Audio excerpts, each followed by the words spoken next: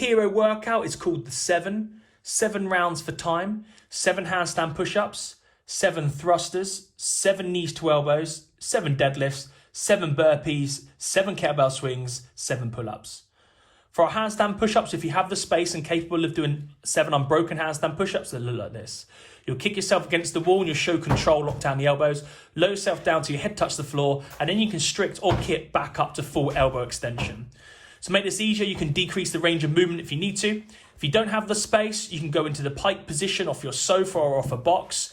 We get our hips as high as we can, stacked over our hips. We then lower ourselves down to the top of our head touch the floor, return back to elbow extension, head back towards our box. If this is too difficult, feel free to drop the knees down and get in a similar position.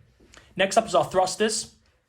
We can do single arm or double arm. The thruster will be exactly the same. You'll power clean your object up into the front rack position. From here, get yourself organized. It's going to be a full depth squat, hip crease below the top of the knee, and we drive and press this way up overhead, finish lock down the knees, hips, and elbows. Our next movement is knees to elbows. So if we have a pull-up bar, it'll look like this.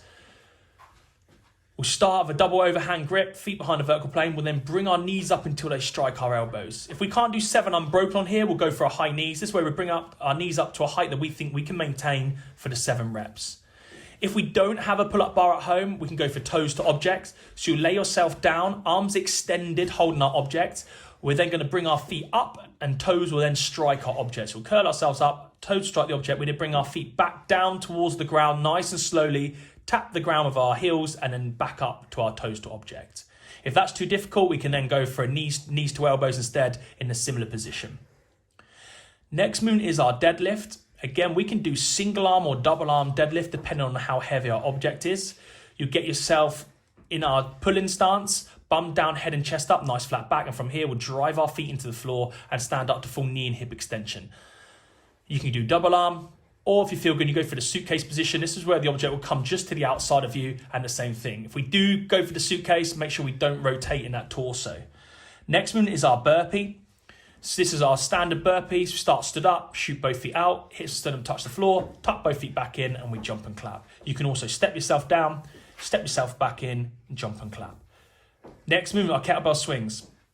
You'll deadlift your kettlebell up. From here, you'll hinge yourself over, kettlebell in between the legs, and we drive and put this kettlebell directly overhead, finish locked out the knees, hips, and elbows. If we don't have the space or a correct object to go overhead, we can just bring it up to eye line, still finish locked out the knees, hips, and elbows. Our last movement is our pull-up. Again, if we have a pull-up bar, look like this. Overhand grip, hands just outside shoulders. We start at full elbow extension, feet off the floor. Bring yourself up, chin over the bar, back down to full elbow extension. You can go strict or kip, whatever you think you can do for 7 reps unbroken.